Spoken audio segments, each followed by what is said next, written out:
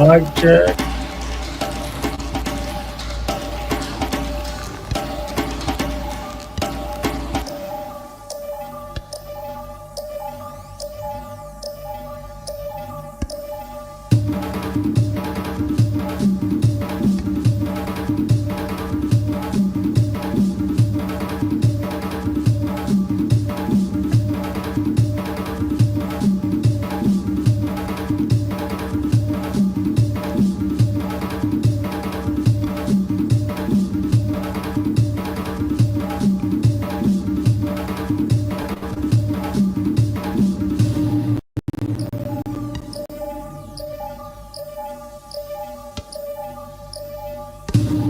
All right, mic check. Tell a friend, tell a friend. We're going to be live very soon. All right.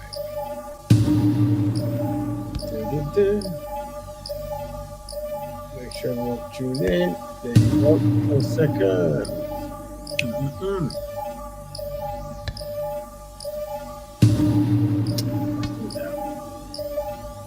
Send, screen share. Voila, timing, Sublime King. Here we go.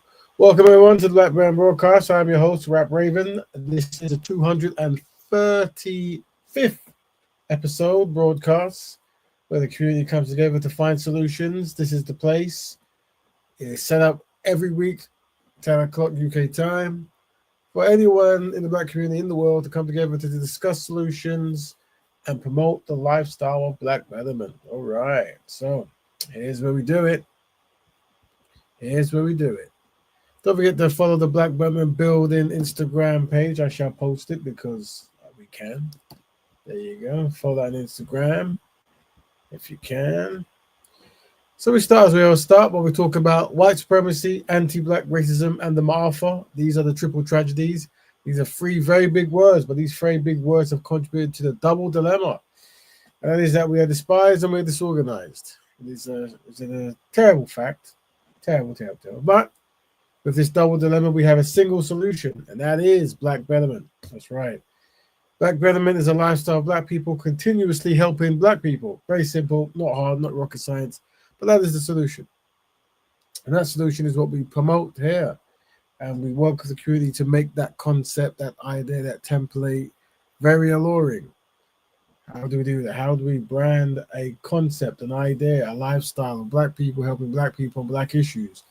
Other people groups have it naturally embedded in their culture, but sadly, we don't. So that's what we're doing here. We're learning how to help ourselves. Isn't that great? Oh, yeah. So you've been tuned to a good show this week. The link's there for people to jump in, as it is every week. It is a community show. And when you do, please remember discipline, dedication, dignity, and discernment. Definitely today, we're talking about a very touchy, high anxiety topic. So we want to be respectful. So we definitely want discipline. We definitely want dedication and dignity and discernment. So please, if you're going to jump in and talk live or even writing messages, let's do it with respect. I know it's hard sometimes, but when it comes to strategizing, it's easier for Black people's collective best interest and all that stuff if we use the 4D values all the time we're talking. Please use descriptive language and not derogatory language, and you can see that there. So take a pause of the screen and write down the better language to use when we're trying to be constructive. So one topic today, trans women in women's spaces. We discussed the Black community's views on trans women in women's spaces. Yeah, there's a sister who started a gym, getting a bit of following, and there's some issues where I think maybe years ago she said it's for all people, including trans, and today she says it's just for biological females, and this is causing a stir. So we're going to ask a question about, how do Black community feel about this? We're going to look up certain historical things, all that good stuff. But before we do that, we're going to listen to some videos, as we always do while people get ready to tell a friend we're live. We're going to look at videos that came up on the interweb, and we're just going to give the Black Betterment perspective of those things. All right. Don't forget to tell a friend we're live. You can always, most people check this stuff after it's gone, but you don't get the chance to ask your questions or jump in. Where's the video? Sort of stop script. Oh, present. There you go. So let's look at some of the videos and we'll see what we the Black Bear perspective on these. So that was a nice one to start on. Nope, that's the topic. Let's look at this one first. Let's look at uplifting one. Traoré, the young and fearless president of Burkina Faso, has once again proven that leadership is not about empty speeches and handshakes with foreign diplomats. It is about serving the people with decisive action. While many African leaders continue to beg for aid, cling to outdated policies, and prioritize their own interests over national development, Traoré is redefining governance with bold, transformative initiatives. His latest move, a nationwide healthcare revolution, featuring the construction of 55 hospitals, has sent shockwaves through Africa's corrupt elite and their Western patrons. This unprecedented initiative comes just months after he significantly reduced the cost of hospital bills, ensuring that quality healthcare is no longer a privilege but a right for the people of Burkina Faso. At a time when many African leaders are scrambling to explain how they will survive after the US government cut USAID funding to Africa, Traoré stands unfazed. While others lament and beg, he builds. This begs the question, how is Captain Traoré financing such a massive project while other African governments claim they are too broke to provide basic services? To answer this, we must dissect his revenue. All right, bring up the brother Captain Ibrahim Traoré. He's saying he's 5 new modern hospitals, as well as lowering the bills for how much it would cost for people to get medical attention over there. So big up. Hopefully that that is all straight and it's from strength to strength. So it's good to hear some positive, constructive news. Well, it continues. All right, continues the news. All right, what's the next one? That's a nice start. Let's go to a terrible start now. See this? That's me. Não. É sério isso? I think he's speaking Portuguese, maybe. So, 18-year-old Brazilian player Luigi breaks down in an emotional post-match interview after facing racial abuse. Tá sobre o ato de racismo? Sério comigo? No, actually, let me read the thing. So, Não. No. É sério isso? Are you serious? Você não vai perguntar sobre o ato You're de not going to ask about racismo? the Sério racism comigo? that did towards me? É sério? Are you serious? Até quando a gente vai passar isso? How long are we Até quando? going through this? Me fala, até quando a gente vai passar isso? Tell me until we're going through. O que fizeram comigo foi um crime, pô. Você não vai perguntar isso? Você vai perguntar sobre o jogo mesmo? Are you going to ask me about the game? A Comembol vai fazer o que sobre isso? A Comembol vai fazer o que sobre isso? CBF, sei lá. That's the organization that handles South American football.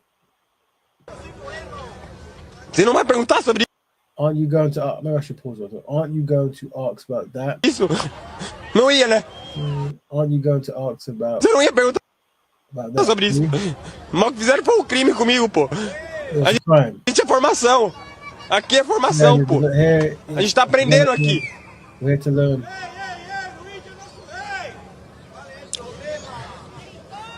Obrigado, Luigi. Thank you. There you go. So that's a football player called Luigi. He's from Brazil, I believe. And maybe this match happened in another South American country. I can't remember which. They're all very similar when it comes to their attitudes towards people that they describe as African descent, Afro, or just black people, or pardos or whatever. And yeah, it's never good to see. It's quite, in football in general, that's what happens. There's many leagues around the world where if they suspect you're from if you have any kind of African black features or whatever, they'll just call you monkeys and stuff. I think that's what I think they call them, a monkey, something like this, which is very, very common. So 2 ways to look at this. One thing, really, you want to train. This is the thing. It's obviously I was finding reason to go back down the same path, but especially in Brazil, a lot of them they're trained to not really. To really integrate, become rich, marry white women, and create like a white legacy and all that stuff. And this is actually Brazil was the inventors of that style, which they call the it's called black mento or whitening, or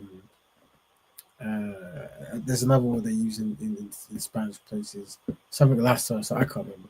But But what it is this is like a very normal thing. With a lot of the Afro descendants out there, they call them the Negroes, the Pardos, the people of African descent. A lot of them they've accepted that, and just like I guess here or around, when anytime you have the diaspora or whatever, there's this longing to integrate. So it really hurts their feelings when the community groups that they really want to integrate with and build with call them monkeys and don't respect them. And that's why I would say that actually, black people haven't recovered from being conquered by white people. And if we raise the children to love themselves, be community led, and obviously try to find marry within the actual group, the taunts of anti-black racists will hurt you less because you have a purpose and you're not completely in shock thinking that I'm trying to give you all my money, I'm trying to marry your women, I'm trying to do things for you to like me, and you keep hating me. You'll actually understand what racism is and how it works, and you won't be confused by it. So it's a shame that this brother went through that, and hopefully, he goes through some kind of psychological, talk to make him better. But yeah, this is what it is. So we're just looking at a Brazilian football player being called a monkey and him breaking down talking. Never nice. What's the next one we're gonna look at? Let's look at Chinese businesses. Let's look at this. Nice woman here.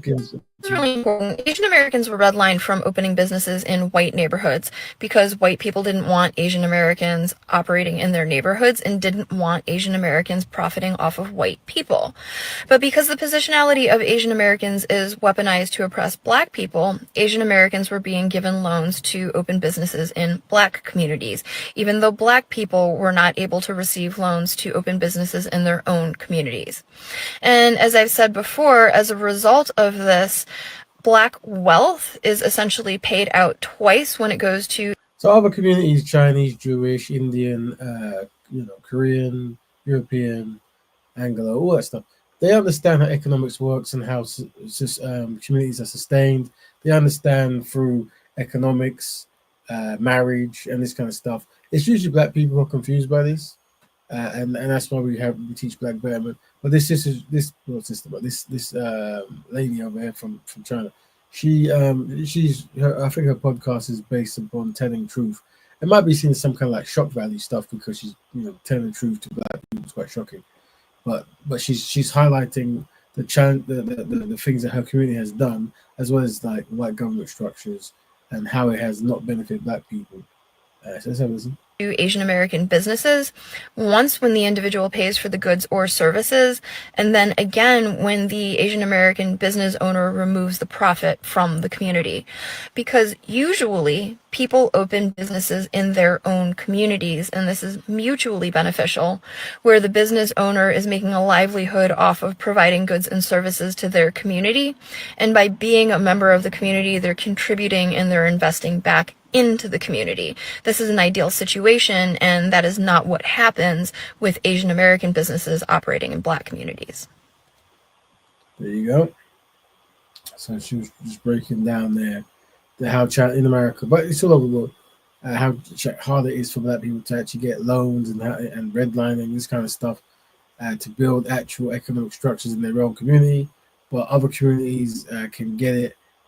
Not to go into the European community, but to go into the black community. That's why over in America you have Jewish people and Korean people and Chinese people owning a lot of the economic wealth in a community. In here it's similar, I guess, here and there. But she's explaining how that ends up happening. Once again, it's good to know. If you know, then you're not surprised. Is that everything? Is there anything else? Let's try to look at the triggering stuff. Don't say that's a bit. Yeah, what's this one? Oh yeah, I'll do these two videos and we'll start the show, I guess. It's always good to hear the sister talk about stuff. Killing black people. Now, despite the obvious things like us being more likely to die in police custody, us dying from health negligence that leads to premature deaths, are there things that happen in our day-to-day lives that we overlook that contribute to us dying earlier and having a lower life expectancy than our white counterparts? So let's look at a couple of factors. The first one is an increase in autoimmune diseases like lupus. So Black people are 8 times more likely to be hospitalized with lupus in the UK, and they're 4 times more likely to experience hypertension. And obviously, hypertension can lead to stroke and heart attack and ultimately death. So the question is why? Well, researchers try to say they don't know why there's an increase in lupus. However, when it comes to hypertension, there's a medical racial myth that Black people are predisposed and they have a salt sensitivity. Now, I'd recommend you read the book Superior Race Science that was written by Angela Saini. But in there, she does amazing research, and she went to rural Africa and she did studies on communities there and found that they had some of the lowest rates of blood pressure in the world. But then she found that people in Russia and Germany had some of the highest rates of hypertension in the world. So this obviously shows that race shouldn't be used as a biological factor or explanation as to why Black people in the West have high blood pressure. What's more likely is that stress, diet, and lifestyle would be reasons for an increase in hypertension in certain communities. The second thing very important one there. Black communities have high levels of hypertension, also diabetes and stuff. And she's looking at around the world, there's actually certain countries where certain groups are going through certain similar oppressive kind of stress, and they have also hypertension. So rather than thinking it's just a biological thing, it actually could be down to just being Black and it's being going through stress and eating very poorly. The thing I want to talk about is the sun. Now, obviously everyone needs the sun, but the darker you are, the more sunshine you need. And some studies suggest that Black people need up to 6 times more sunshine than everyone else. That's up to 3 hours more sunshine. Now, the sun produces a hormone called serotonin, and serotonin is the hormone that makes you feel positive. It's the hormone that makes you feel calm and good, and without it, it leads to really severe depression. Serotonin is a prerequisite for melatonin that's made at night. So if you don't get enough sunshine to make enough serotonin, then you're going to have seasonal affective disorder all year round. The last thing I want to talk about is probably more of a personal opinion. However, I do feel like Black people in the UK have adopted more of an individualistic way of living and lifestyle. Oh, that's interesting. I said the same thing. As opposed to our parents and grandparents who came to this country with a more collectivist way of living. So they'd want to do things more as a community. And this sense of community is often almost always punished in the UK. So when a child gets to 18, you kind of kick them out the house so they can buy their own property. And for me, this kind of just drives profit and capitalism. So we don't have a sense of doing things together anymore. So we don't buy together, we don't build together, we don't live together. We don't try to move as a unit or as a group. We abandon that to meet our own personal individual needs. And that can lead to a lot of stress. I don't think really one person was ever meant to raise a child, or one person was ever meant to run a business on their own. Very true. It's a good sister. I've reached out to sister before. I need to reach out again. It's always good to see. Good. She must be from Birmingham, I'm assuming. I think we have to have like an award ceremony for the best like city that produces, consistency in Black Betterment and stuff. I think Birmingham might be UK's #1 Black Betterment city, at least when it comes to like dedication and commitment. And a lot of that comes from the old Caribbean community that's still intact up there. But big up the sister. She's got something about South. Have we got time? She said something about South Africa. I don't know what she was. I downloaded something about South Africa. I didn't actually get the time to hear it. But let's see, shall we? And now this will jump to the topic. Where is it? Oh no, we've got the hair one as well. But yeah. This is European lady. This lady, yeah. The topic that I didn't put was going to be the second topic. We've only got one topic this week, and that is something to do with rage baiting, and don't let like there's people, there's channels, and what they do is it's more so direct towards Black women, but they try to get numbers by rage baiting and this kind of stuff. And this is one lady who seems to be doing it. I was arguing about her hair, whatever. Can she have braids and kind of stuff? When Vikings are literally the ones that invent. Hi, my name is Henny and I'm from Iceland, and I wanted to share a bit of history with you. See, you're so interested in Viking history. Did you know? Well, this is a woman from Holland, and she's going to explain it. I'm not used to it, but that actually Vikings did not invent the braids that this woman is saying white people did. So this woman's just, Don't understand. But here's her not in this. Invented braids. No, they didn't. And look, I'm more than happy to defend your right to wear braids, but we can't rewrite history, okay? Africans, one simple Google search will show you that Africans were wearing braids way long before the Vikings were even a thing. So let's stop the cap. But I don't believe that you should be bullied for wearing braids. I mean, there you go. One more.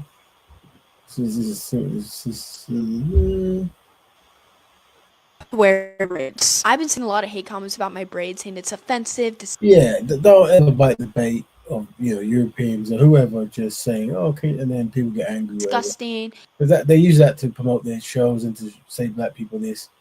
What are the black Birmingham areas? I would move there. What? Yeah, we need to get more people from Birmingham. I mean, Brother Kel stopped there. He can tell us more.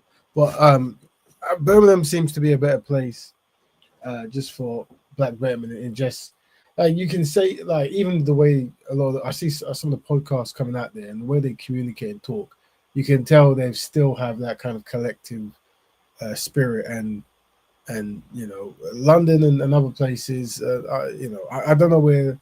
I mean, I've got a list of the highest populated. Do I still have that list? I can't find that, but the most black populated cities.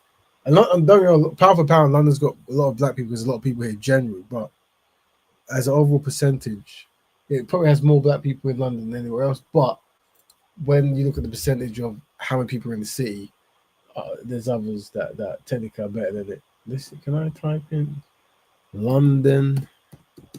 Let's see if I've still got. I had some. I've got so much documents flying around here that I was interested. Black love data, diffusion of innovation. That might be it. Oh, I think I've got it, isn't it?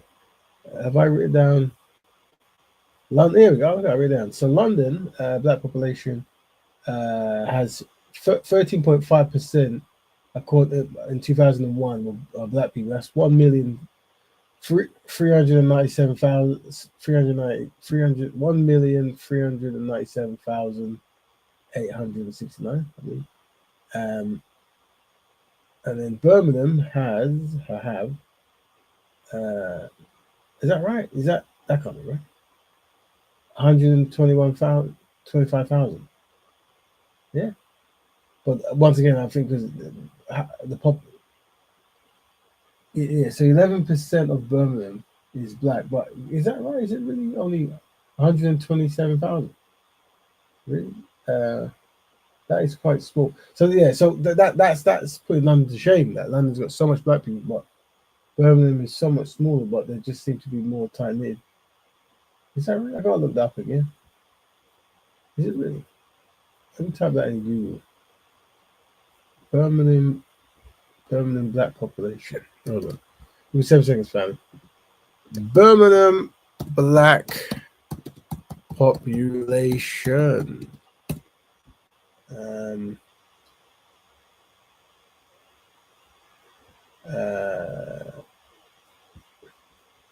What percentage is black? Here we go. That's not a number, mate. Just give me a number, like a number I can just run with. It's gonna get silly, man. I want to AI in Google. Right, you should just tell me. You actually can't trust the AI. Some of the stuff might give you some weird numbers. I will look up. I'll look up as a thing. It's an interesting thing, but yeah, obviously it's not going to be as much as London. Anyway, what we're talking about. Yeah. So one more. Well, let's look at a South Africa thing. Then we'll go to the topic. Stops because but the more of that story is don't let those ladies with their hair stuff or whatever they're going to talk about try to trigger you to get content for their videos. Never good. South Africa. What you say about this? Africa has a black population of over 80% and a white population of just 7%. However, white people own over 70% of the land, and that has decreased, and black people own less than 15% of the land. Now, let me tell you why, Guan. Now, South Africa is a huge country, and there's loads of minerals there, there's a bag of diamonds there was lots of tribes there, so it's no wonder why Europeans wanted to go there and exploit the country. So what you have is the Dutch who's found a little piece and tried to claim it as their own, even though there was other black tribes there. Now they're known as Afrikaans. Now, the people there thought they were living it all nice until the dirty stinking British come and was like, brethren, we're taking this. So what the British try to do now is try to colonize more and more of the land until they run into the Zulus. Now, the Zulus were broken up the British left, right and centre. The British could not beat them. So Britain literally had to go back, get 3 times as many soldiers, and really they only won because they had guns. So now fast forward, you've got the first Afrikaan government that's come into power. Now that government brought in something called apartheid. Now apartheid was a different type of racial separation. Black South Africans literally had no human rights. We're talking about no right to be educated, no right to healthcare, no right to decent housing, no right to be in the government, no right to be in the justice system. Like, white South Africans would beat them in the street. And whenever you had activists that tried to fight against apartheid, they'd either be killed or in prison. So obviously Steve Biko was killed because of it, and Nelson Mandela was put in prison. So when Nelson Mandela was freed, he became the first black president of South Africa, and he was meant to signify a unified South Africa where all people would be treated equally.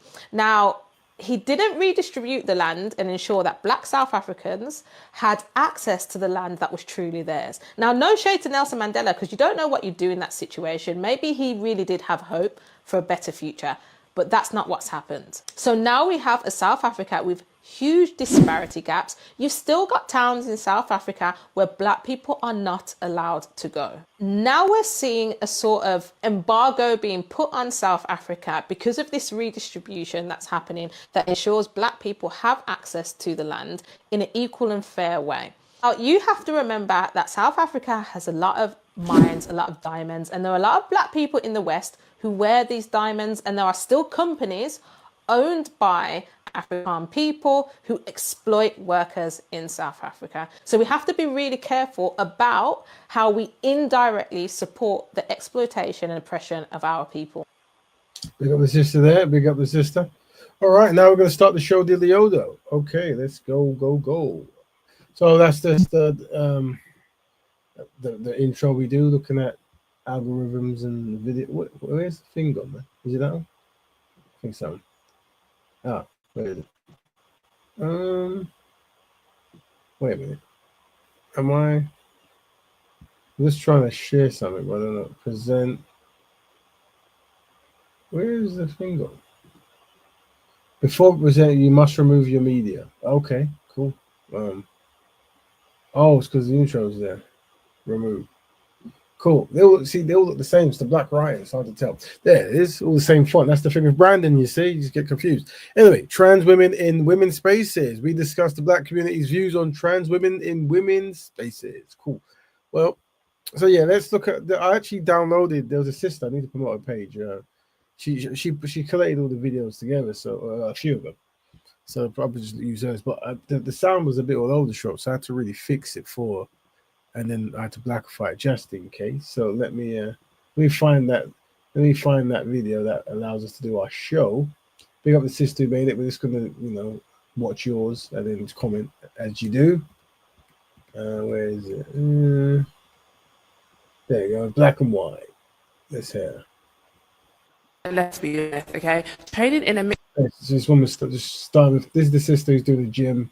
For the ladies, for women. Mixed gym is absolutely not fun. Nobody wants to do it. Every time we go as women, we feel intimidated. Sometimes we're harassed. We get looked at. We get stared at. So I thought to myself, how can I fix a problem that every single woman faces? I create a women's only gym. I'm all for the trans community, you know what I'm saying? Be who you are, but also be so for real. Like, she said she only wants biological women in that gym because, you know what I'm saying? Like, trans women, you are a woman, be what you want, but you also have the abilities of a man. 2021, 4 years ago, I made a tweet, and the tweet referenced my women's only gym, the girl spot, and being trans inclusive. Now, when I made that tweet in 2021, I had just announced my plans to open a women's only gym. Hey everyone, welcome back to my channel. Today we're diving into a story that's been making waves in the fitness and social media world. Natalie Barnett, better known as Natalie Fitness. She has just made a controversial decision that sparked serious debates. A few years ago, particularly 2021, she announced her vision for the girl sports, which by the way, the account on TikTok has been banned. I don't know why. Probably because of this controversy that we're about to dive into. Now, this is a woman only gym that would cater to the unique needs of women, especially those who experience harassment or discomfort in the traditional gym. Now, here is her tweet where she was welcoming all types of women into her gym. Now, what's her mission, you may ask? Now, her mission, according to her, is to provide a safe, empowering space for women to walk out without the fear of judgment or unwanted attention. Sounds great, right? But here's where things took a turn. In 2021, 4 years ago, I made a tweet, and the tweet referenced my women's only gym, the girl spot, and being trans inclusive. Now, when I made that tweet in 2021, I had just announced my plans to open a women's only gym. I hadn't thought out the vision or the mission or what it would entail, but all I knew is that I wanted to open a gym. We are now 4 years later, and I have had a great deal of time to figure that out. The Girl Spot Gym exists as a safe space for women because women are facing gym harassment, sexual assault, and sexual violence inside of gyms. And I know that because I'm a victim of it. So the meaning of the Girl Spot Gym is now entirely different. And I say this to say that whilst we are a gym, inside we are focusing on self-defense classes, Muay Thai, boxing classes, as well as workshops and activations around PCOS and training on your menstrual cycle, all of which occur to biological women. Majority of the women who are seeking my women's only gym, the girls. So this is saying, she's making it very female focused, and from a biological standpoint.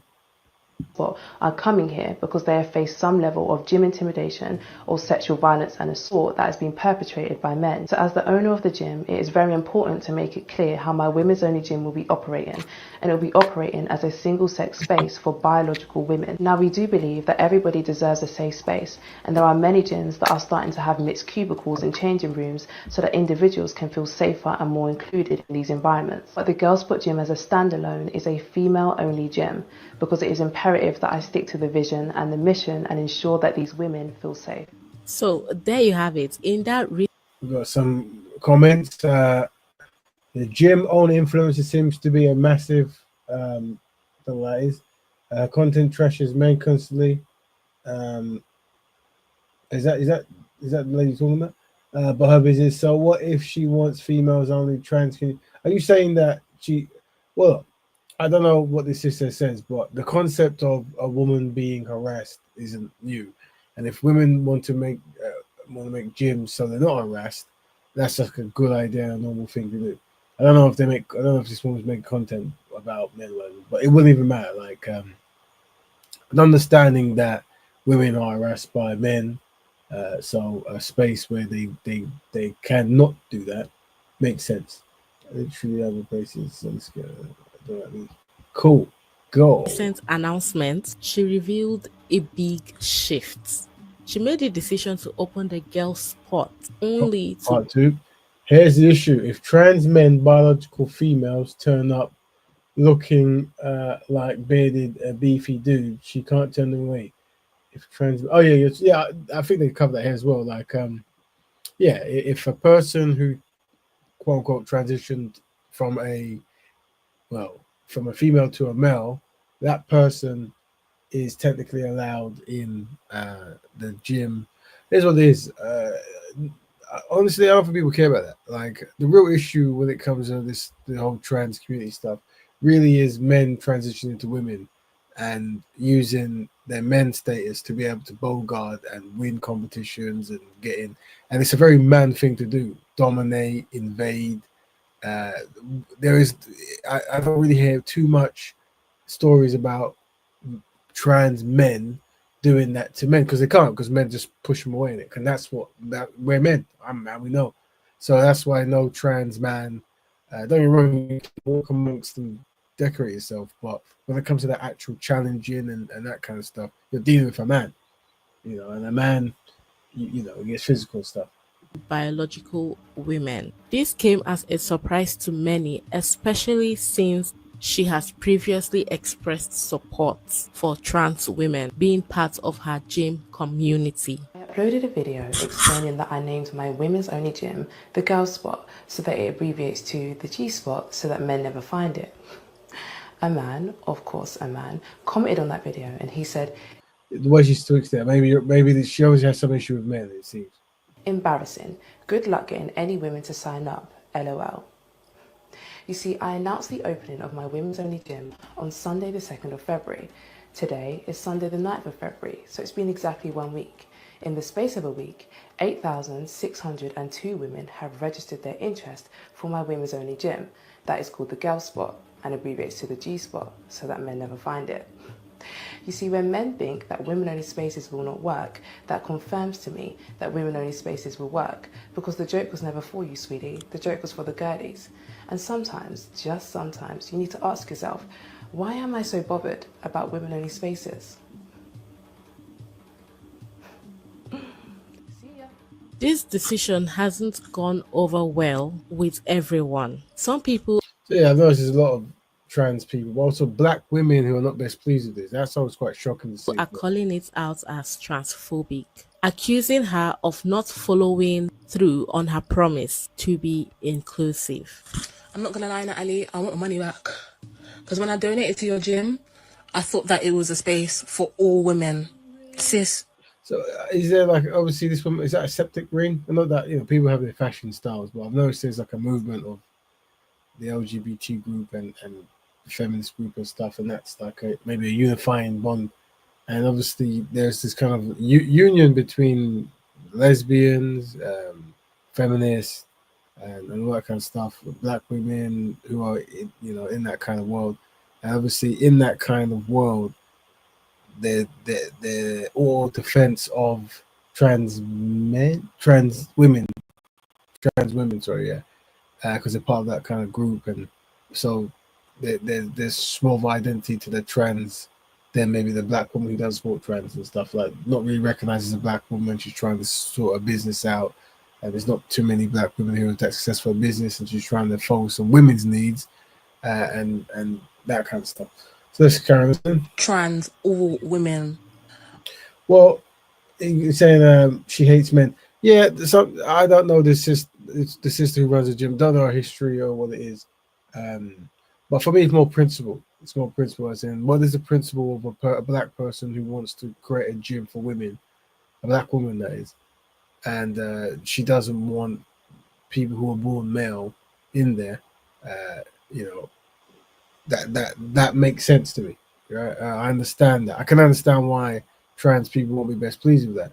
But once again, this is trans women dominating. You're not getting this issue with trans men. So it seems to me that men's domination is a technique that still continues even after transitioning. What I would like to know is, how is this going to work out for you legally? Because trans people are under protected characteristics. That means you can't discriminate against them without being sued. So all this money that you're trying to generate for this gym is just going to get eaten with all these cases. I'm seeing a lot of this kind of like, they say like this left extremism stuff, and you're seeing it with the whole Donald Trump in America and stuff, where this the LGBT kind of union stuff, it really is a very strong, passionate talking point, even though the community is very small. But it's like we've skipped a bit. It's like the question was never asked: are biological men transitioning? Are they actually men or women? It's like they've skipped past that big discussion and gone straight to they are. And because that's what it is, where the woman says, no, I just want women who are born women there, it's now an issue. But historically, we've always understood why biological men and biological women will have separate places. But if you even have paused it now, the sister looks like she's very confident in what she's saying, and very confident. Is that you're gonna have. Also, how do you even decipher who's trans and who's not? So if I don't shave my moustache, will I not be allowed in? I think this stuff gets really silly. How you gonna tell? You shouldn't have to tell anything. You have a ruling that you say I've made a gym for women.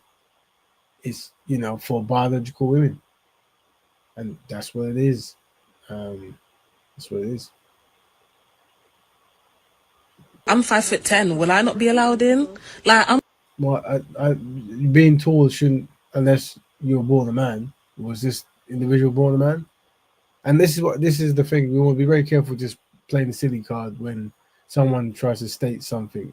She's a black woman who started a business that's a safe space for women, biological females, to go and gym, and she's going to brand it that way. I'm confused. I don't think you're confused, sister. Do you have to put our on the table or period pads on the desk? What? No, I think obviously this is once again the kind of the sillification of gender and stuff. Like, we want to support people who have gender dysphoria and make sure. And if we can talk kindly, I agree we should be talking kindly and correctly to all the brown sisters who go through this. By the same token, in your identity, you're tapping into someone else's comfort zone, and that's a discussion to be had. But in the meantime, we have existed in a certain place where these are the rules. So if you want to change it, we have to have a big discussion. You can't just change because you decide that this is how you want to live. Once again, even though it is trans women, there is people who were born men, and they are displaying that men invasion tactic, which we men do very well. And that's why you don't see trans men invading men's spaces, because we just push them away. What's going on? I just think that was a real punk move from Natalie. I'm sorry, you're punk. You let the TERFs bully you into being a TERF. So yeah, when you can always tell a person's ideology by the words they use. And obviously, Black Betterment, we've got our own words we use for certain things, so people can tell the Black Betterment ideology. But TERF, this is a term. If a person doesn't support the LGBT, I think more so around about trans and stuff, they call you a TERF. The lady who wrote the Harry Potter, a lot of them calling her that. J.K. Rowling, I think her name is, because she wasn't best pleased that men could identify as women, this kind of thing. So they also call her a TERF. And I think that lady actually jumped in to support the sister. I think this is a J.K. Rowling lady. You're a punk. Punk, I don't know. Punk is a bit different. I don't know what that's about. Many supporters. So yeah, they're past the debating stage. They're more, you are a transphobe, you are an offensive person, I'm going to insult you, and that's a shame that you can't have a black woman can't talk to another black woman about what motivates them to do their business. Feel betrayed, especially those who had contributed to the gym projects. I just want to come on here and address everything that is circulating on the internet right now. And it's very heavy, it is a lot, and I think a lot has also somewhat been misconstrued.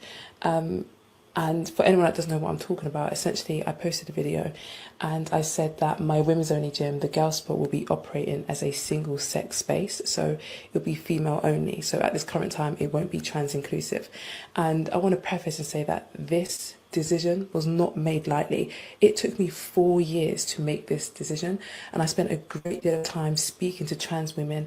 I spoke to charities, I spoke to Muslim women, I spoke to so many different communities about this topic. And what really saddens me is that so many people are saying that I'm transphobic. I thoroughly researched. I seeked legal advice. I spoke to communities. I spoke to trans women themselves, which I found very important to do so, to see how to navigate all of this, because I am not trans. So obviously the decision to make it was not based on excluding any individuals. It wasn't based on malice, nothing of the sort. The decision was based on a simple fact that I have been sexually assaulted inside of a gym. That is why I stand here as a women's only gym owner. I was sexually assaulted inside of a gym, which means a lot of trauma and a lot of emotion and well-being is behind this project. This is not just a gym. Like, so many of the women that are coming to my women's only gym is because they have also... So for me, this is from Brother Ultra. For me, the girl shouldn't have to put out an apology video. We'll have to tell them all. Yeah, as women, you shouldn't have to explain why you want to have a gym for women. And this is, I think, when history, we're going to look back at this kind of era. I don't know, it's just the trans era, or I don't know what you would call it, but where this aggressive kind of like understand, we have these new rules, and you're bad if you don't understand it. it is a bit peculiar, and maybe it's a branding technique. Maybe it's a shock technique. I don't know, but once again, it's clever. It's very smart because when you talk about racism, we understand that the poster child is black people, and the dominating factors are the Europeans from historical standpoint. We talk about sexism, we understand that men have dominated over women. We understand that. So what's happening now is they've managed to be manly, but in a woman's shell. So no one's actually seeing it as another form of like men domination or even just sexism or whatever, right? It's because I'm wondering like what would be the equivalent of that in the racism thing? Would it be black? Would it be white people wanting to be black and they paint their face like a minstrel show, and then we say we're not best pleased with that, and then say you're racist for not accepting us as black? It'd be very interesting. It'd be like, what is the equivalent? Because that's kind of what seems to be happening. Could be wrong. Obviously, there's obviously brothers and sisters who are within the LGBTQ plus community, and you're always welcome on here for us to discuss this. I can't control how others will think and say, but me personally, if you ever interview me, we're definitely going to try to be respectful, but we approach everything from a Black Betterment perspective. So, what ideas can we push forward that is better for the collective, Black collective? Being sexually assaulted or sexually harassed or face gym intimidation inside mixed gyms and face that by men. So it's very important to know that this was not an easy decision. I didn't just wake up. I didn't just say, oh, no trans women allowed. Like, I've really thought this through. And like when I made that tweet in 2021 about being trans inclusive, I had just started this project. I was 21 years old, or 28 years old actually at the time. And what the girl spot meant then is not what the girl spot means now. And that is why I said in my video that I'm labeling it as a single sex, it'll be female only, because I want to do so many classes around self-defense so that women can defend themselves against men, so that like boxing and Muay Thai is so incredibly important at the girl spot.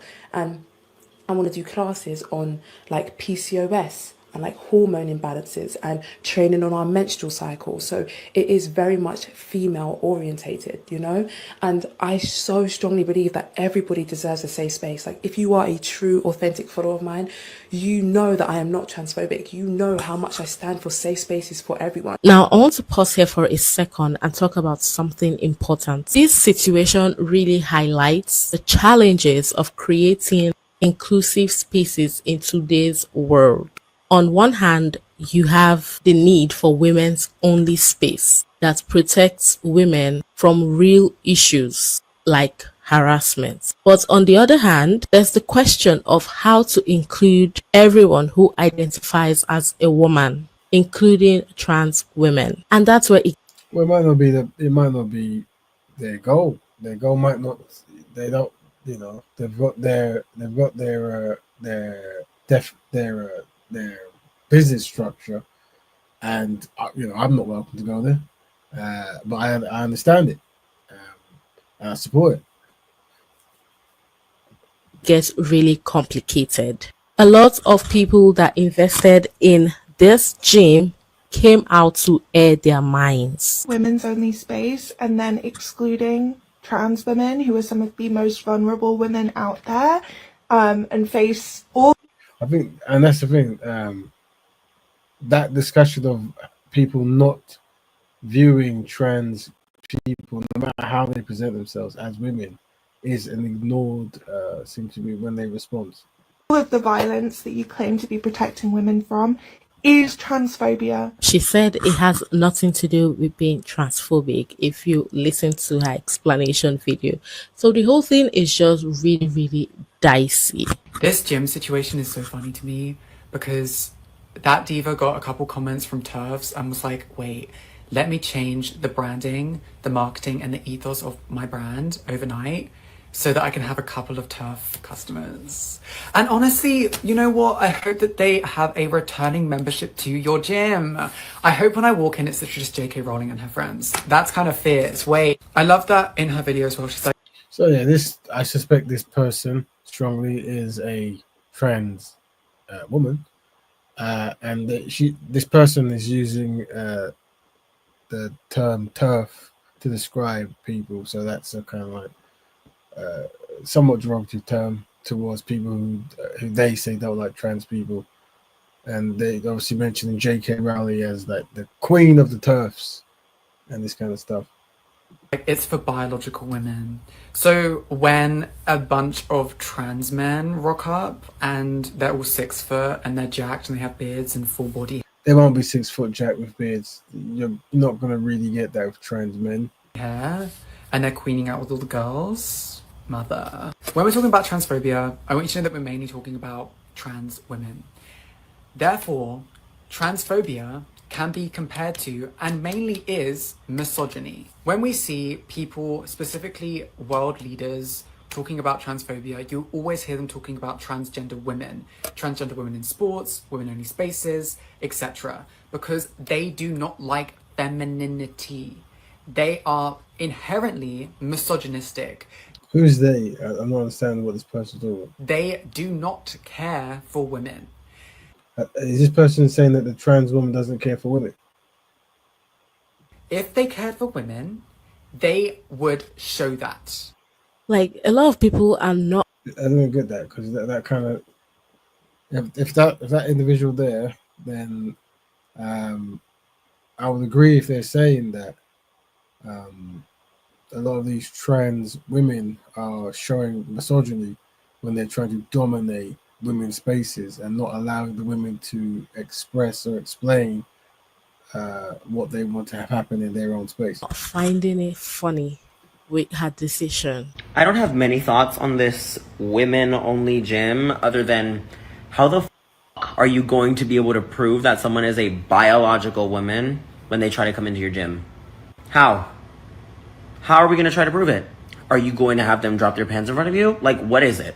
And to exclude a group of women who absolutely face danger, violence, just out in the streets alone, just like any other woman does, is crazy to me. Excluding them simply because they are not biological women, crazy. All this is doing is just perpetuating the same rhetoric that cis white men are using, because what are you going to do when you have a more masculine presenting woman come into the door? You are perpetuating white supremacy this way, and the ideals of femininity are stemmed and rooted in white supremacy. And if you can't see that, I don't know how the fuck you're allowed to open a business like that. Create a women's only gym and then make it so it's only for biological women. I hear what she said. So I didn't turn this one up. I was trying to fix the audio with the thing. It's considered, I've spoken to the trans community, I've spoken to trans women, but You had it got there. it's not. So we've created a place that's for people who wouldn't feel safe in traditional gyms, and we've created a place that's safe for women, but we've also managed to include trans people. I understand that it's a fine line for her. She wants to create a safe space for women, and she's trying to say, oh, it's not transphobic, but at the end of the day, they're not considered. This concept of being considered is very peculiar. Like, and I think, and this is the thing, like, you know, if a lot of these new movements, this is the thing, like, I guess in equity, inclusion, and diversity, and this kind of stuff. And once again, when you look at that, it's usually white women who benefit most from all those. Well, it is white women who benefit most from all that. But it's like a talking point now, isn't it? Like inclusivity and that. And some things are not inclusive for everyone. Some things are particular for people who have not been included, so they have to do their own thing. You see. In it, they've not been considered. Where are trans men in the conversation? Are trans men welcome because technically they're biologically female? I mean, yeah, they would be. But then if the be interesting if the sister wanted to say, well, no, but technically, for what the sister's describing, they would be. I don't think they are welcome. Well, she hasn't said that yet. So that's not been made clear. So trans women should be allowed to go. Doesn't make sense. Pick a side. People have asked for a trans-only time. So during these hours, trans women can come in, or maybe have a section that's just for trans women. But she said that time, space, size, only being one woman meant that she couldn't do that. But we've managed to do it in a smaller space than hers. Very interesting. Like, they're essentially trying to say, can you give us a day in the week for just trans or something? Now, I mean, this woman's marketing must be genius, because technically there's groups of people fighting to give you money. I mean, maybe this is one marketing scheme, who knows? And if it's a very good one, maybe she can like go, put your money where your mouth is. If you can get me 100 trans people, you can have Tuesdays, like trans Tuesdays. There you go. Maybe something like that. That'll be interesting. But maybe, who knows if it's marketing what this lady's doing. As well, like the trans women groups, trans men groups, women only groups. This is a space that's just for cis women, meaning trans men are not included, trans women are not included. She has to just wear it. And if it's her choice that she just wants to prioritise cis women, fine, do it. And if you're someone who does want to be in a safe space and knows that it's needed, but you're not going to be included at the girls' spot, then come to the alternative. I would say, speaking directly to Natalie, it's great what you're doing. I think it's really needed. I'm really happy to see a black woman doing this. However, if you want to have a conversation with a woman... So with the whole union between black women, LGBT, and feminists, that whole union thing there, that they've obviously got the lingo down, and the support, like black women are like the poster child for that kind of group, like, especially like lesbian, trans, black woman with natural hair and stuff like that, which is good. That part there, definitely. And when you play video games, you watch films, now you see like that kind of that trope placed into a lot of video games and films, that black feminist, lesbian, aggressive kind of trope. And you see the talking points of a lot of these things now, where they're trying to recognize black women trying to progress. And so she obviously doesn't want to shut her down, being a black woman.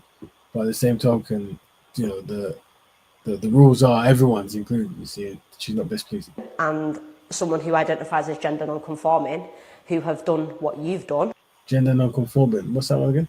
With less resources and less money in a smaller space, we are really happy to have that conversation, because the main problem here is education.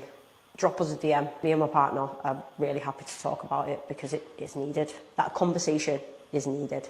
If you want to genuinely change your approach and make it safe for women, then hit us up, because that's what we're doing here at The Alternative. Another great way to even market the alternative business. She knows that she's not going to lose out on any money. Like, she can rest assured knowing that like a big part of her consumer base are not going to turn away from her because of this.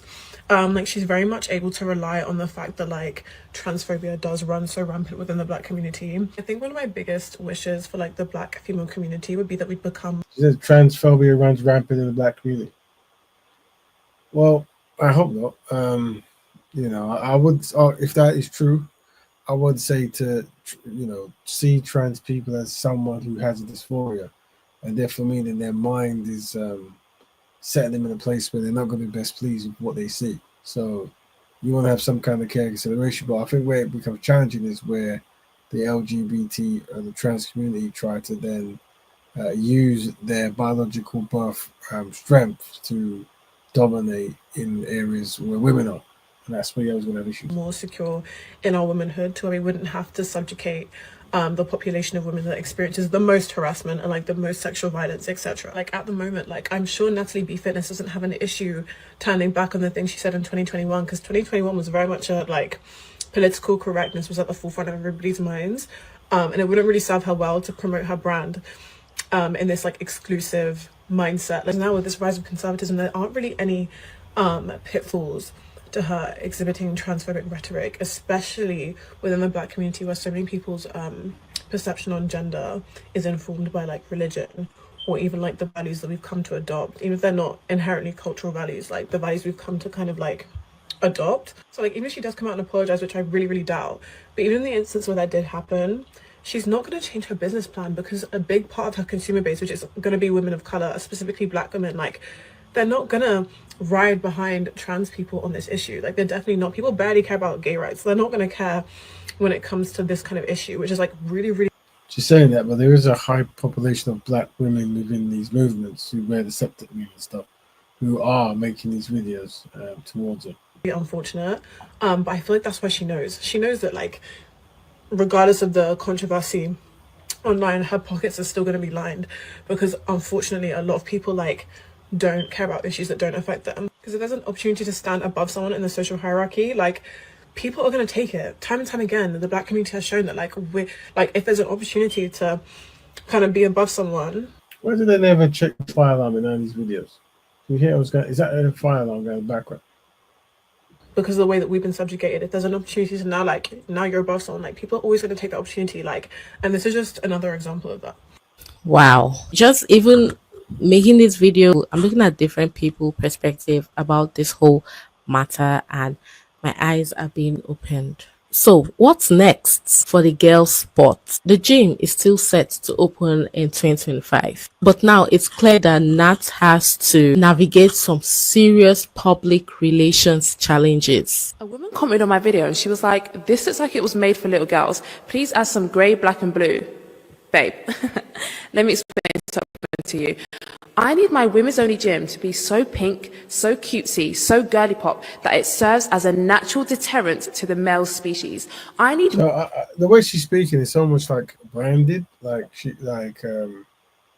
it's almost like semi clickbait, as in, like, very strong against men and stuff, which is fine. I mean, no man should rise to that. That's that branding, and that's, she's a woman. Who cares, right? So she's trying to get women who are comfortable around men to go to a gym. This is how she speaks. But I can see why some of you brothers are saying maybe she doesn't like men. I don't think that should be an issue at all, really. men to see videos of my women's only gym online and physically throw up at the thought of themselves being in such an environment. That is the goal, that is the mission, that is the execution that I'm going for. And I'm succeeding, because look at this place. It's pink. I have fucking hearts on the window. Do you think men want to even be involved in such a space? No. So no, darling, I will not be painting this place grey, black and blue. There will be no such thing. Do not be absurd. Everything in here is going to be pink, okay? That is my target audience. It looks like she's going to really stand firm on her decision, or will she adjust the approach to be more inclusive again? So I've seen the backlash that Natalie B has been receiving. So, question to men: if women, if you obviously, my mind works very differently from most people I know, but if a woman hates men, does that bother you to the point where you won't support, I guess, black issues that they're around, right? Like, for me, if a woman came out and said I hate men, I wouldn't even feel that. Like, I wouldn't. I would treat just like if a person says they're a woman and they feel like they're a man. So I'd just be like, oh, you got an issue. I see, and then I will look at, okay, what's the root of the issue? And it's like, okay, well, you've been assaulted by men, or you feel that when you go to certain places, men dominate and you can't get in or whatever, and you've developed this kind of psychosis around men, whatever. But I wouldn't be offended. And I think not being offended is a skill that we should try to learn. I find it very helpful because when it comes to helping the black community, because I tend to not get offended, it allows me to listen longer. And one of the challenges, I was actually talking about this to a friend the other day, like looking at some of the discipline of the elders from the 50s, 60s, and 70s or whatever, and how they were disciplined and how they didn't lose their composure, and when you look at some of the speakers now, like, they'll be making videos dissing each other and getting very upset and then responding in very aggressive ways. And I think it's actually being offended. And I think if we can put our emotions in the collective pile, meaning we're doing something for the collective betterment of black people, then that way, when someone says something to you, you can actually just spread it across the millions of black people in the world and not take it as personal. And also understand that black people are despised and disorganized, collectively inadequate. So naturally, you're going to find black people who just insult you, even when you're doing good things, or even because you're doing good things. So if you can have that kind of mindset, it might be easier to deal with some of these individuals who come up. I hear you, Raven, but if someone tells me who they are, I listen. I waste no more time. I ain't got much of that. I hear that. If a woman hates men, me, she's for the bin. Yeah, I hear that. What I tend to, and this is the thing. What we showed them videos of black men who, or one or two. This is years ago, and they were saying like, oh, I'm not going to marry a dark skinned woman because I don't want no ugly baby, whatever, right? And a lot of the women and men, say, throw that man in the bin. He's a joke, and that makes sense, right? But my thing was, this man is showing you his trauma, isn't it? He's showing you the world he's been raised to hate himself, and it comes across now. We can see it. So develop and understand that we can actually have more pity and see that this person is actually a victim. And I think being offended by someone's confusion or someone's especially in the black community, I think we might go further not to, but it's easier said than done. I think the black community is a collection of traumas. So asking people who suffer with trauma to have compassion and understanding, it's very challenging because many people take things to heart. If someone becomes successful and you're not, you could take that to heart, right? So that's why Black Betterment comes with ideologies that makes those operations just a bit more easier. So why do it? Let's have a listen to this. Over her decision to not allow trans women in the gym, and these are my thoughts.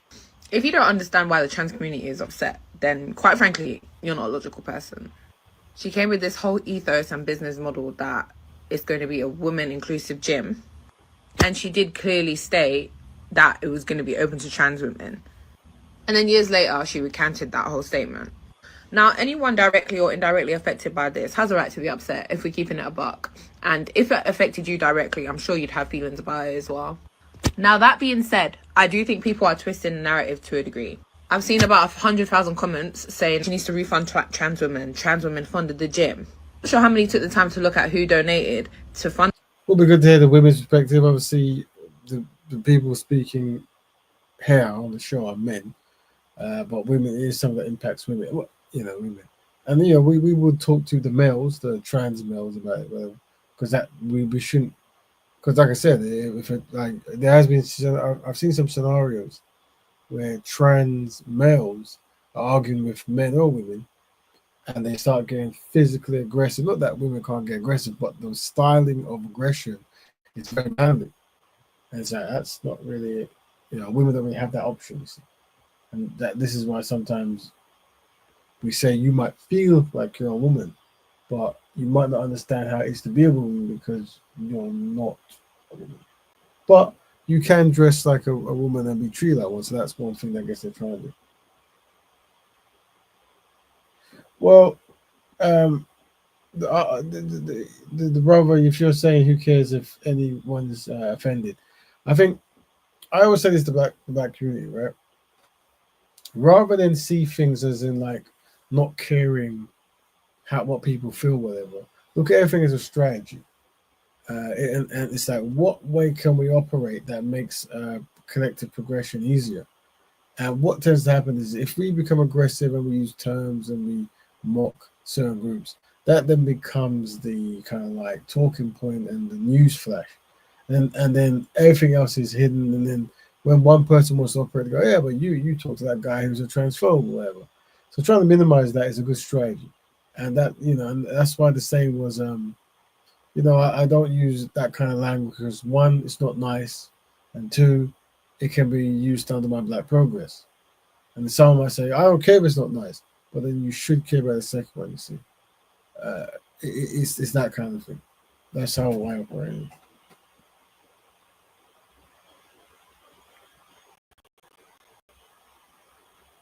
Yeah, so being offended, yeah, so what I was saying there is strategies. Like, whenever we're talking point about community stuff, if we can, well, here's what I recommend. Obviously, everyone has their own podcast, their own styles and stuff. But if we can like try not to offend any groups while we express why we're doing what we're doing, trying to have name calling, derogatory terms, that way it highlights the ignorance of the other person's argument. But once we start doing things that could be seen as derogative or offensive, then we lose that kind of positioning. the gym. The £22,935 at the time of me making this video. 20k of that money was donated by Gymshark. I will leave the pictures here. That means £2,900 was donated by the general public. Let's just say it was only women that donated. That would be 51% of the population as of 2021. 0.1% of that population is trans women. So you do the math. So it's quite impossible for them to have funded the whole thing. That being said, I do think she should refund those who feel like they're entitled to a refund because they donated under the pretense that they would be able to attend. So that would be fair. I also do feel like the way she explained herself is inflammatory. And I think the lack of clear explanation is adding fuel to the fire. Yes, people will be like, you could do all the right things in the world and someone just gets offended. And them being offended is their strategy. Because it might actually highlight that when you've done nothing that can be, worthy of being offended, that's now a straw man or a destructive point, right? What I'm saying is derogatory terms and name calling and aggressive, harsh tones. These things should be minimized if you're trying to push a constructive solution, but also recognizing that out of every single collective group you come across, there's a black variant. So I speak about Black Betterment, and I don't want to offend black trans people or black LGBT people when we explain why certain things are just not for them or isn't going to benefit them around these certain talking points or whatever. I want to minimize offending them so we can have a strong discussion about solutions. She said, and I quote, "I'm labeling it as a single-sex space and it will be female only because I want to do so many classes on self-defense so women can defend themselves against men. And the reason why it is female only is so incredibly important. I want so many women and girls to feel safe. I respect this approach. However, that being the reason why trans women aren't allowed in the gym could imply that trans women are the issue and that they are going to be assaulting people. I know that's not what she meant, but that is how people will take it." She also went on to say that this is very much a trauma and assault response. The issue is people posing as trans women to take advantage of this and then cause harm to others. If anyone really thought about this for a few seconds, I'm going to assume the reason why she's banned trans women from attending the gym is because it's going to be impossible to regulate. What I mean by this is there's no spectrum onto which you can qualify a trans person as being actually trans. So somebody who is extremely male presenting, who hasn't began any parts of their transition, if our whole business model is based on a woman's only space and somebody who's male presenting comes to the space, this could literally open her up to so many legal issues, and this is why I believe she's decided to take this stance. Now, before you say anything, I know there is masculine presenting biological women. She specified she's admitting biological women, so I'd be interested to see how she's going to regulate this. But nevertheless, even if you're masculine presenting, I'm sure you'd be admitted as long as you're biological. So that's the thing. I have a big question. How is she going to regulate this? Like, what is that method she wants to use? I don't think she has to regulate anything. I think she's made it very clear what she wants, and if anyone goes against that, then they're practicing deception, isn't it? Like, people practice deception in anything, banks, in shops, in food stores, you name it. People try to cheat, but the company's very clear. These are the rules. So at least she if someone gets caught out, her customers cannot be upset because it was clearly stated that this venture is for biological females, women. Use in knowing, oh, this is a biological woman or this is a trans woman. I guess only time will tell. And the other person from the alternatives made a point that really, got me thinking, what of biological women that are now trans men? I mean, they're biological women. Are they also going to be allowed in the gym? This whole thing just has its ups and downs. And again, this is very new age talking points. I mean, there's been historical things since separation first was done, where women and men. I think it's almost like in the last 5-10 years, people are confused. And maybe all that branding on TV has done that. Maybe all that having LGBT communities in cartoons has contributed to people thinking the world is doing different. I don't know, but it isn't that hard. Raven, my mom and aunt used to go to a female-only gym, spa, sauna back in the 80s and 90s. There was no backlash then. What's changed? What's changed now is obviously the branding and the campaigning that the LGBTQ community have done. Um, and they say it's now like a far left kind of propaganda stuff. And I think in America, I think a lot of that stuff is what actually pushed people to vote for Trump. Um, the fact that they've always thought that like right over there, right wing extremism would have been seen as like racist stuff. And you're seeing racist things pop up now, right? Whatever. But like just the racist far right is what they would have seen. The left, I think the extreme part of the left now is the what they call identity politics, where how a person identifies is very important over other historical importance. So the safety of women in sports is no longer going to be a talking point because inclusivity of the LGBT community is a high priority. Here's another big question I have for you guys. Is Nat's decision justified, or is it just a step backwards for inclusivity? Should spaces like this prioritize safety or inclusion? Let me know your thoughts in the comments, okay? And yes, guys, I've come to the end of the video. I hope you all enjoyed it. I think we should be at a point now where if a person says they want to make something for biological women, they can. Like it's just we understand the history of why that is, and we understand. Yeah, it's very peculiar. But once again, the branding seems to be working. So yeah, family, we are talking about. Oops, why do you have to remove it to do that? That's so silly. Sorry, you should overlap that. Poor UX. Anyway, trans women in women's spaces. Yeah, we're looking at. I think her name. What was his sister's name? Let me check. I forgot her name. But the sister's making a gym, and it's just for biological women. We looked at a video from a sister explaining, Now remember, family, this is if there's any women, feel free to jump in, or anyone, you could jump in and have a talking point. What I'm going to do is we've only got one topic this week.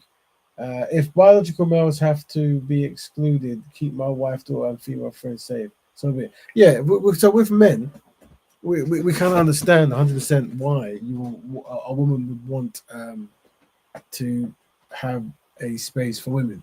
Historically, there has never been. I've never seen anyone complain, any males or men, straight men, ever complain about such concepts.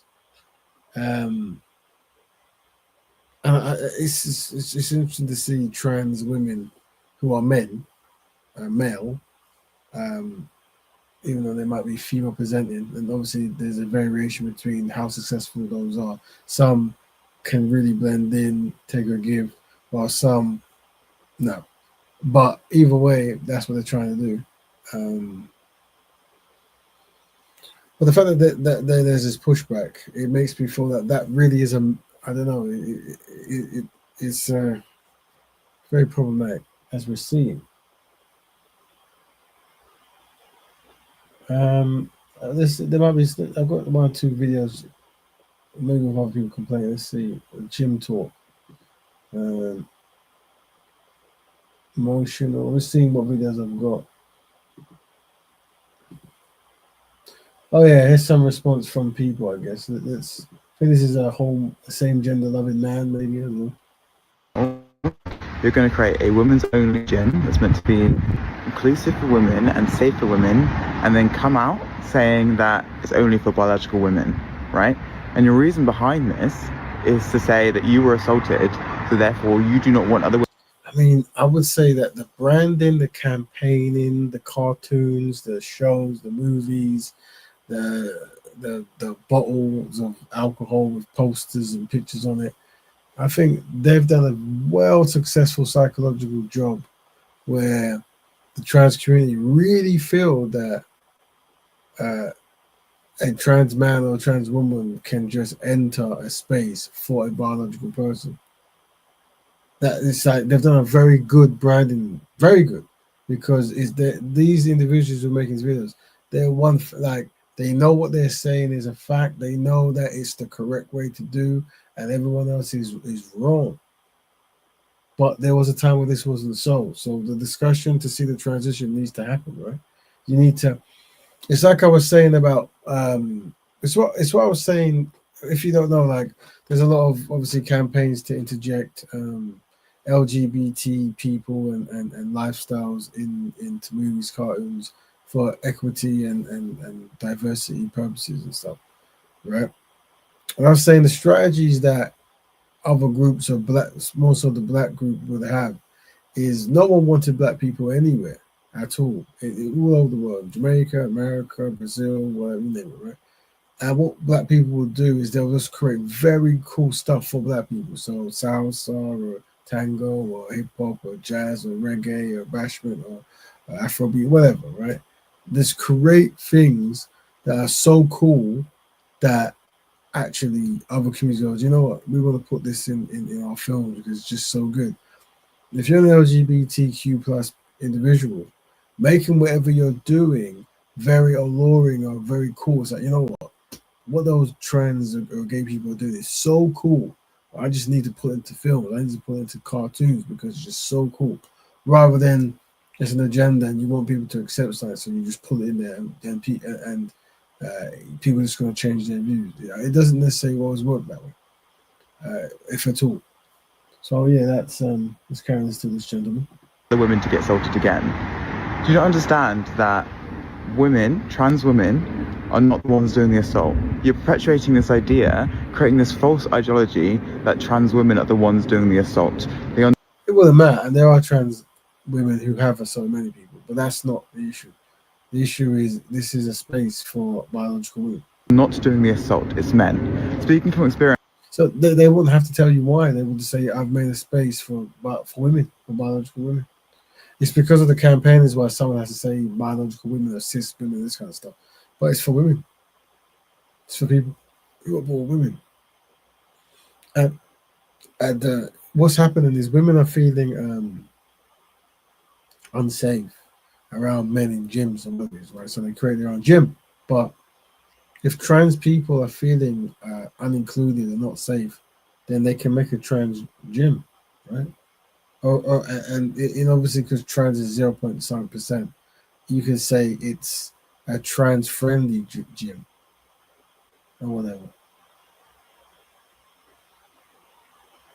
That has been physically assaulted and sexually assaulted, it's not the trans women that I fear, it's the cis men that I fear. So how are you going to come out and create this whole gym and you're going to actually like crowdfund using trans women's money? Because you said back 4 years ago, back when you were starting, that trans women are going to be allowed in this gym. Now you're going to come out saying that trans women are not allowed in this gym. How are you going to do that? How are you going to do that? Answer me this, Natalie B Fitness. You fucking, what the hell? What the hell? So tell me how you're going to. You see that some of these brothers and sisters are deeply offended by it. And I can understand the concept of the sister that she once said. But this is Whoopi. This is Whoopi. This is connected as well.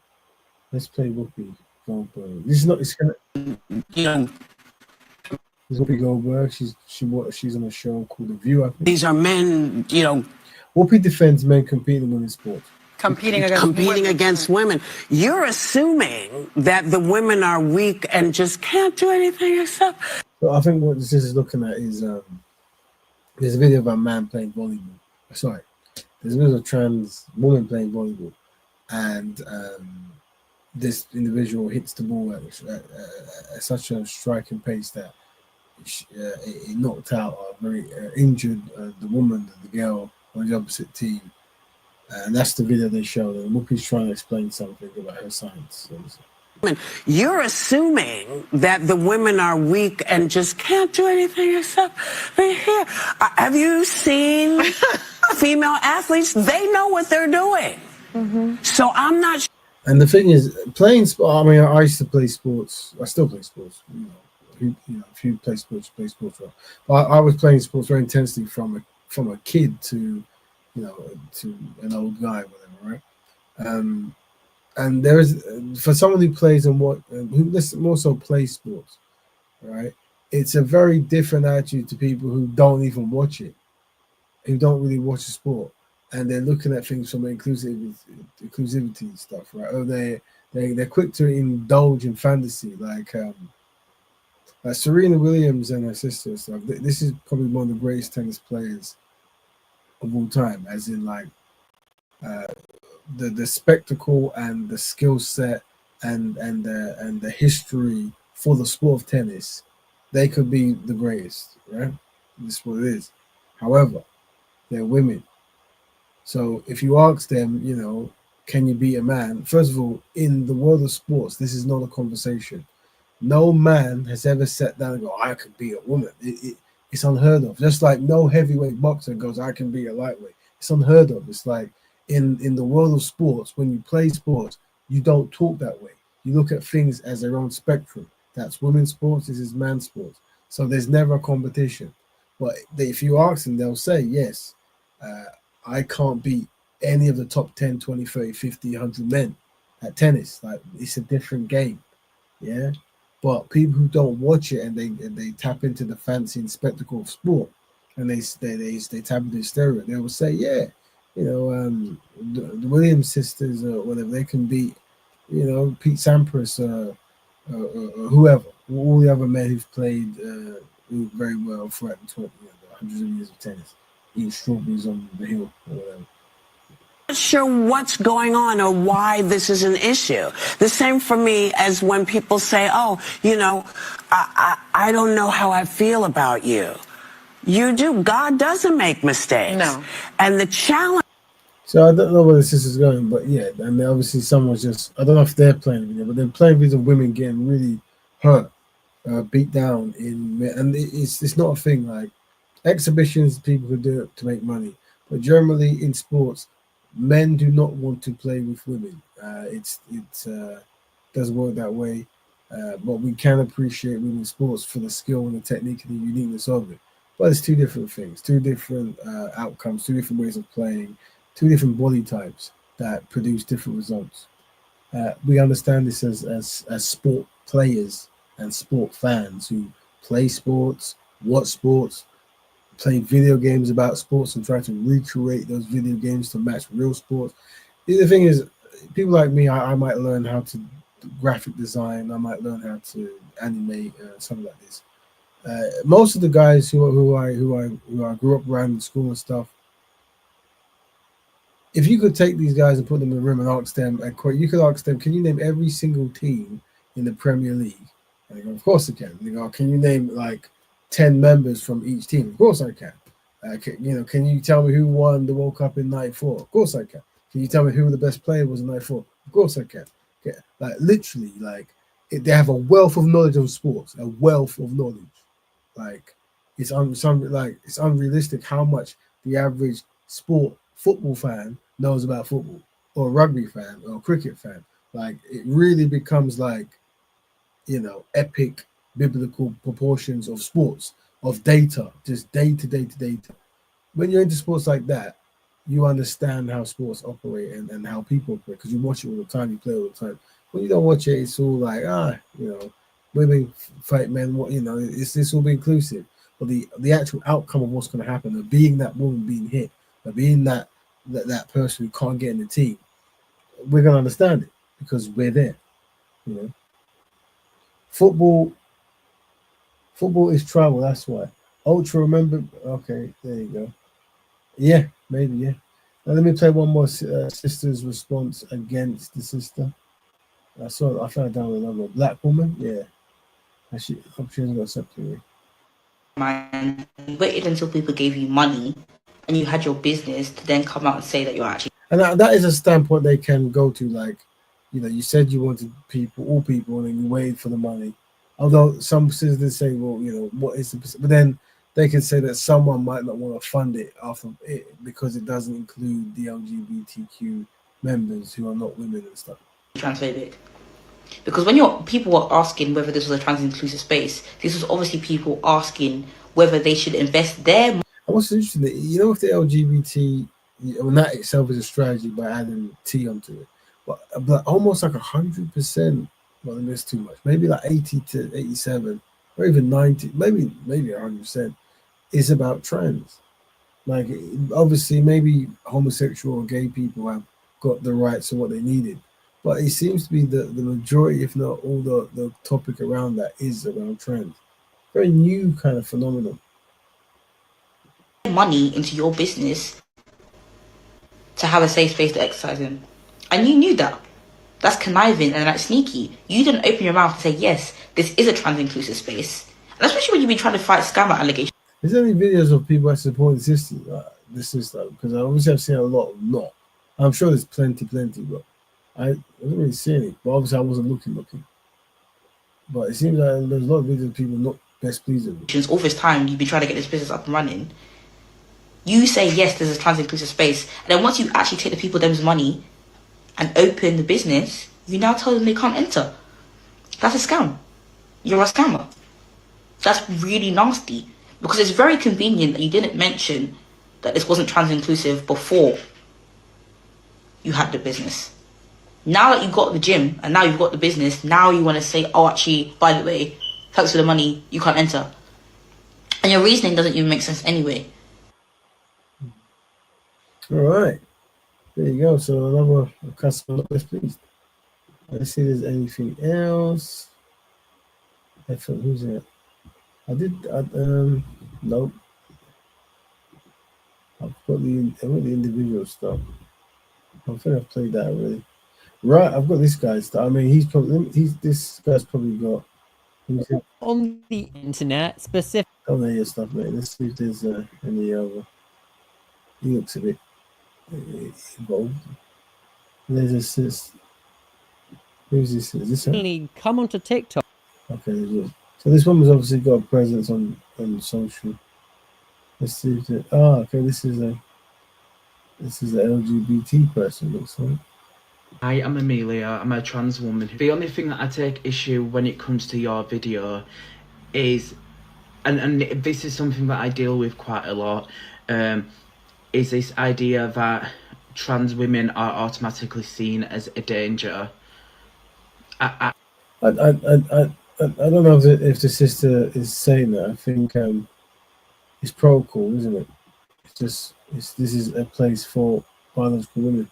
I don't understand this rhetoric that trans women are just men in wigs trying to gain a system in order to cause harm, which to me is further from the truth. I think it's really harmful. I don't think the sheer majority of trans people are going to try to harm, although we have seen videos for it, but try to harm women. I don't think that's the case. But once again, it's women are saying that there are biological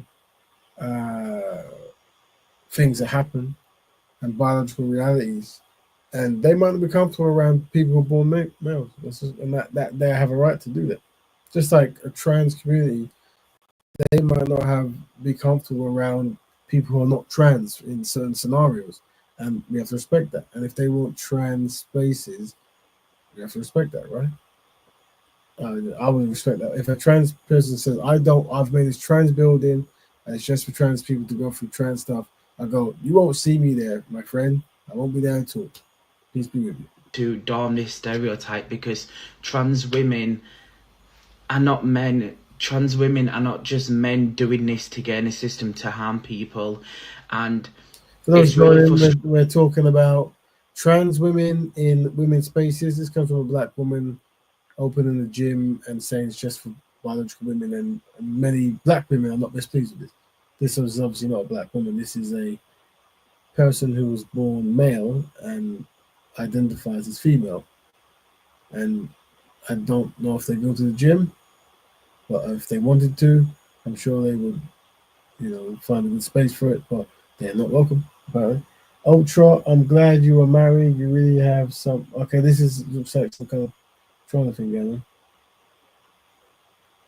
Okay, so that's another thing. That there's going to be brothers and sisters and people listening who might be who might be LGBTQ or trans, obviously very trans friendly in the sense of they support. They have a deep understanding of the challenges that the trans community go through and want to defend. So, but I would say we want to be respectful to each other, and that's why I say whenever, and this is hopefully once again, I think should be a case study. And that's what I'm saying to the people in the comments. That's why how you word things is important, because what will happen is the arguments that we push forward that could be somewhat very logical will no longer be the talking point, but how it was delivered or the jokes around it. And that's why strategy. I always recommend strategy because tactics over trauma. Great, because I don't understand how you would police this whole situation. How are you going to determine who is biologically female and not? And I think no one has to really. There should be no metric to find out to do stuff. I think you've made it clear what you're trying to do, and you're covered. And if someone who is trans tries to infiltrate, then that is part of the reason why you don't want a group there. If that is going to be the behavior pattern where someone tries to infiltrate, even though it isn't for them. If someone says that the women's toilet is just for women, and I try to infiltrate, they don't need. You could say, well, how are you going to police that? Are you going to put a person at the door to make sure that everyone who goes in? No, the building has the rules, and we respect the rules. If we go against those rules, then there can be repercussions because the rules are clearly defined. You don't have to pay a woman to stand outside the toilets for 24 hours to make sure men don't infiltrate. When they enter your gym, like, I don't understand, and this is encroaching on not only trans women's personal spaces, but by trying to segregate, you're causing harm to biological women as well, by being intrusive, by questioning their own identity. To me, it just feels like you've fallen to the pressures of people who... It'll be interesting for us to cover the black trans community, and obviously people who have gender dysphoria where they truly do believe they're in the wrong body. And I think that must be a very horrible feeling to have. Because I imagine the only way you can really relate to that is if tomorrow you woke up and you was a woman, or you are a woman, but you knew yesterday you were a man. And that's the only way that's the only scenario I can think of. I'm a man, and if tomorrow I woke up through abracadabra, I was a woman, I would probably, unless the hormones change the way I think, I would feel like a man, as in like I know what a man is. I grew up a man. That's the only way I can. And if that's what a person is going through psychologically, then there must be a kindness you showed. I would recommend a kindness, because that must be a very traumatic thing. And can we be somewhat respectful in the group? We're not going to block anyone at the moment, but we try to be constructive here. Remember, this is about Black Betterment. So any kind of fetishes you have, or insults, or whatever kind of games you're playing, or you play at night, please do not do it here. Try to control yourselves. If not, we'll have to mute. And I can't start. The thing, if I start muting people, then I forget, and people say I can't speak anymore, and they get banned for life. And I'm not trying to. I just said don't do it. It's just a mistake. Yeah. Who don't like trans people existing. Everything this person has said is complete truth. Not at all, my friend. Not at all. There's a lot of trans support. Let's see what this trans support is saying. This guy's obviously got more of a European following. Horrific rage bait. Is she gonna make everyone pull down their pants before they go to the gym? Do you have to get like a whole... No one's going to pull down their pants. It's the rules. No one's going to stand outside the toilets. It's the rules. hormone measuring test before you can buy a membership? What happened? No. If you're respectful, you understand that someone's made something for something, and if you're not that, then you don't need to go. If a trans person made a trans identity discussion forum for trans people by trans people, I wouldn't go because it's for trans people. I could pretend to be one, but that wouldn't be kind of correct, would it? Why else would I be interested? Because I'm not interested in being in such a place. It's interesting that there's places where people are trying to do something that is for them, and someone who isn't them is very interested in infiltrating. Happens if there's just a cis girl who happens to have more square bone structure or more traditionally masculine And then if that is a biological woman, then so be it. features. Is she gonna get turned away? And you realize that the women who get Nope, it's only for biological women. So regardless of the scenario described, if they're a biological woman, it's for them. stereotyped as being masculine the most are women of color, specifically black women, right? Once again, I told you about this kind of like union of feminine, lesbian, black women, fusion union kind of stuff. And that's why every talking point there was going, yeah, black women this, black women that, and the picture is painted that we must protect, respect black women, but really black women are used, as the history will tell us. And once again, this is a black woman trying to start a business, and they're trying to sabotage it. So this is what I'm saying. It's talking points and lovely gestures, but collectively, black people have no friends. Idiots. You idiots. There's no way for her to certify this. Once again, remember, name calling, don't do it. Let other people name call you. It highlights that where they're at. But if you join in the name calling, then it just becomes a name fiasco, and you will lose. Aside from giving into other forms of bigotry, it's just a shitty thing to do. It is actually diabolical and a little bit problematic to position yourself as a trans ally, be like a trans activist. So that's why this word trans ally and stuff, you've got to be very careful with you. Like, people ask me, am I a feminist? And I say, no, I support women, but your ideologies or whatever, that's for you to discuss. Because when you start identifying certain things, there's an expectation. And when you try to do stuff, we go, we don't do that. So you have to really be careful of the things you connect to, because there's always going to be an expectation. Crowd fund for your first women's only gym, only to rug pull your clients by saying actually it's just for biological women only. This as well is an amazing point. Anyway, so family, I've been waffling for almost 2 hours now. What the? Oh, here's the first. This is the first trans man. This as well is an amazing point. It is impossible to police. I'm hoping this guy doesn't have a thing. Yeah. Biologically female. Are they allowing all women? Has it like I've got like sisters, women or include? Where's this dude? There we go. Is that okay?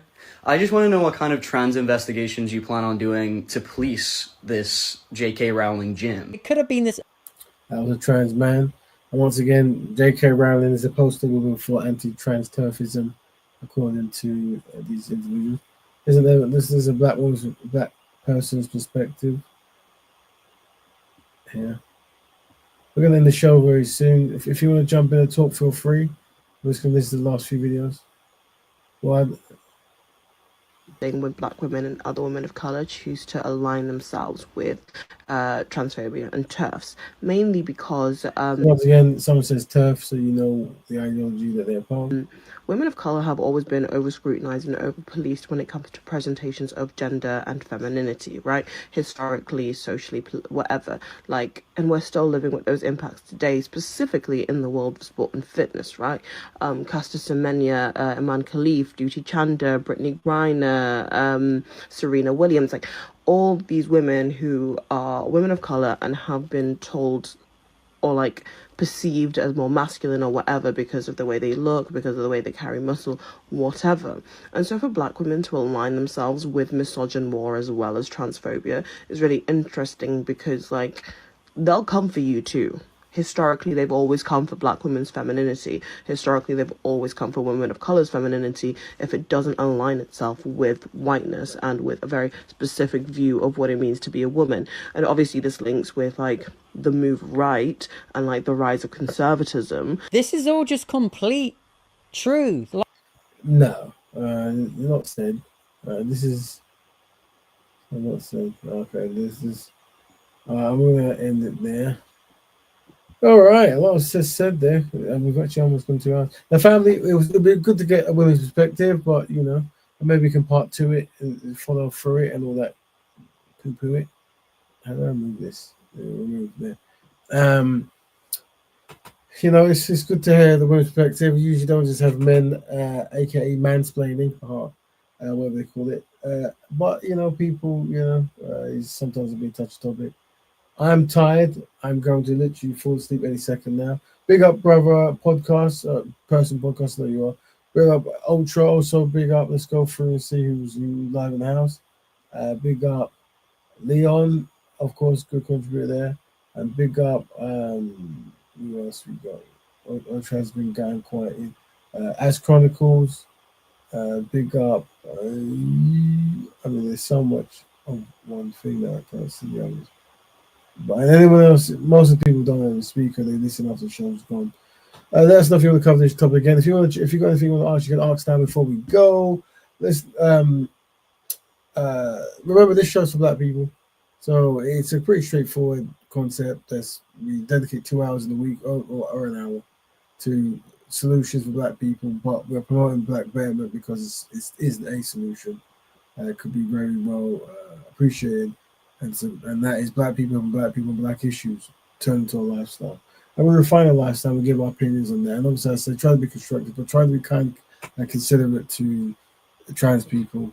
And even though we respect and value Black women, and if the Black women need a space, or women need a space, we support that. Obviously, now there's conflict because some Black trans women, or some women, I should say, trans women, sorry, identify as women, and it might cause some other issues. So we have to have respectful talk, and hopefully we can learn how to have that talk. And if there is any trans people out there, maybe I should. I don't really have that many trans people I know really, but I usually try to go out and talk to people.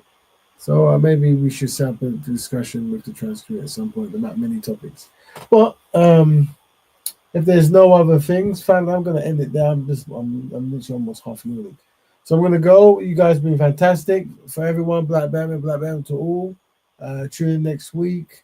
Let us know what topic you want to have. We might do a part 2 of this. We might not. Who knows? But until next week, family, have a good one. Black Batman to all, and to all Black Batman. End stream. All right. Go.